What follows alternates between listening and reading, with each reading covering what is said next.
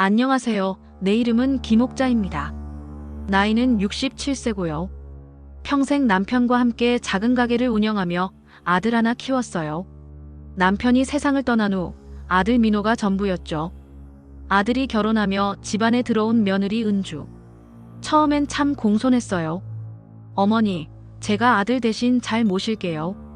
그 말 한마디에 마음이 놓였지만 시간이 흐르자 작은 균열이 보이기 시작했습니다. 어느 날 아침이었어요. 된장찌개를 끓이며 며느리를 바라보는데 은주는 스마트폰만 들여다보고 있더라고요. 은주야, 민호 출근 전에 아침은 챙겨줘야지. 어머니가 하시면 되죠. 전 약속이 있어서요. 그렇게 서둘러 나가는 뒷모습을 보며 뭔가 이상하다는 생각이 들었어요. 며칠 후 집안을 정리하다가 서재 금고가 열려있는 걸 발견했습니다.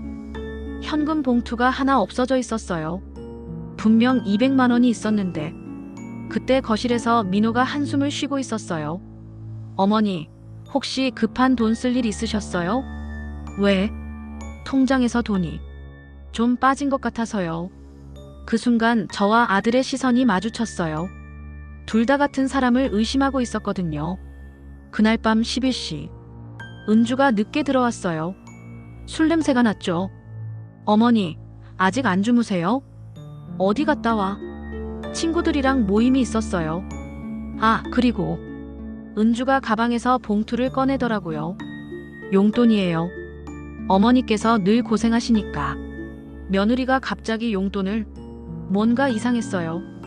은주가 방으로 들어간 후 봉투를 열어봤더니 10만 원짜리 지폐가 들어있었어요. 그런데 이상하게 낯익더라고요. 분명 금고에서 없어진 돈과 같은 색깔의 봉투였어요. 다음날 오후 은주가 외출한 사이 며느리 방을 살펴봤습니다. 서랍 깊숙이 숨겨진 통장과 서류들을 발견했어요. 민호 명의의 대출 서류, 그리고 제 이름으로 된 신용카드 신청서. 이게 뭐야? 서류에는 제 것과 비슷하지만 미묘하게 다른 서명이 있었어요. 누군가 위조한 게 분명했죠. 그때 현관문이 열리는 소리가 들렸어요. 어머니, 뭐 하세요? 재빨리 서류를 제자리에 넣고 침착하게 돌아섰어요. 아무것도. 빨래 개고 있었어. 하지만 은주의 눈빛이 날카로워지는 게 보였어요. 며느리를 의심한다는 게 얼마나 괴로운 일인지 아세요? 하지만 현실은 더 충격적이었어요. 어느 새벽 2시, 민호가 복통을 호소하며 쓰러졌어요. 어머니, 배가 너무 아파요. 119를 부르려 하자 은주가 만류하더라고요. 괜찮을 거예요. 체했을 뿐이에요. 아니야, 병원 가야 해. 응급실에서 의사가 심각한 표정으로 말했어요. 간 수치가 매우 높습니다. 독성 물질에 노출된 것 같은데.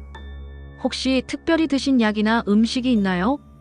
그때 제 시선이 은주에게 향했어요. 은주는 태연하게 핸드폰을 보고 있었거든요. 민호가 입원한 동안 저는 집에서 혼자 은주를 관찰했어요. 밤 10시 은주가 거실에서 누군가와 통화하고 있었어요. 저는 복도에 숨어 엿들었죠. 걱정 마세요. 계획대로 되고 있어요. 남편은 괜찮아. 병원에 누워있으니 문제없어요. 이제 시어머니 집만 처리하면 돼요. 서류 준비됐어? 도장 연습 중이에요. 며칠만 더 주면. 그 순간 온몸에 소름이 돋았어요. 다음날 아침 은주가 외출한 사이 본격적인 수색에 나섰어요. 은주의 노트북에서 부동산 시세 조회 기록을 발견했어요. 제 집 주소로 검색한 흔적이 수십 개였죠. 더 충격적인 건 프린터기 옆에 있던 연습지들이었어요. 제 서명을 따라 쓴 종이가 수십 장이었거든요. 인연이. 정말로. 그때 핸드폰이 울렸어요. 병원에서였죠. 어머님, 환자분 상태가 좋지 않습니다. 빨리 오셔야겠어요. 병원 복도로 급히 달려갔어요. 민호는 의식을 잃은 채 누워 있었고요. 독성 반응이 계속되고 있어요. 무엇을 드셨는지 정확히 알아야 치료가 가능합니다. 그때 은주가 나타났어요.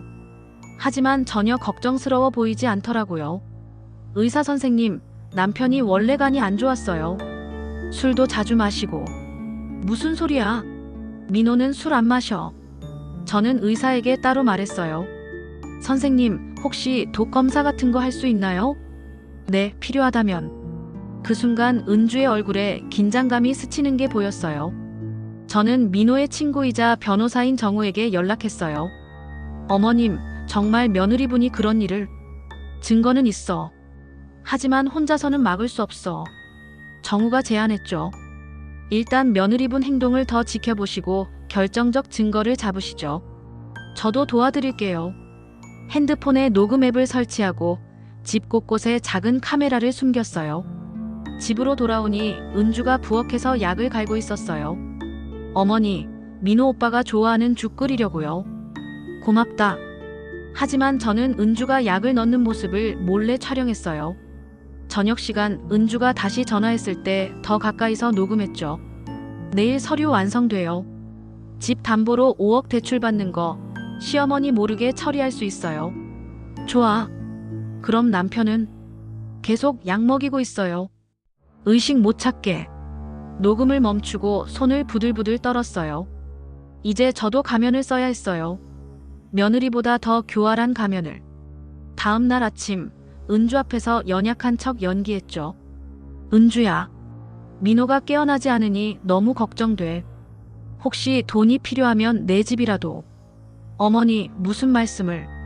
아니야, 정말로. 집 담보로라도 좋은 병원에.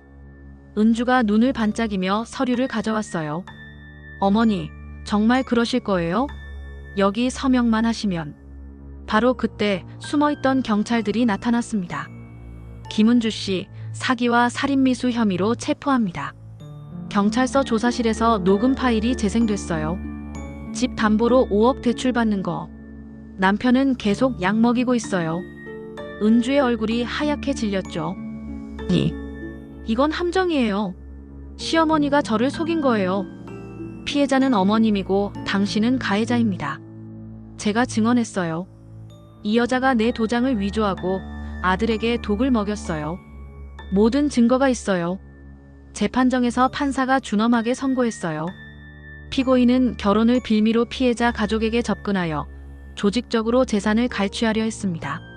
나아가 남편에게 독성 물질을 투여하여 살해하려 했습니다. 이는 가족이라는 신뢰관계를 악용한 극히 중대한 범죄입니다. 피고인에게 징역 15년을 선고합니다. 은주가 오열하며 끌려나갔어요. 3개월 후 회복된 민호와 함께 병원을 나섰습니다. 어머니, 정말 죄송해요. 제가 잘못 봤어요. 아니야. 사람은 누구나 속을 수 있어. 중요한 건 진실을 포기하지 않는 거야. 가족이라는 이름으로 우리를 속이려 했지만 진짜 가족의 사랑은 더 강했어요. 그리고 깨달았죠.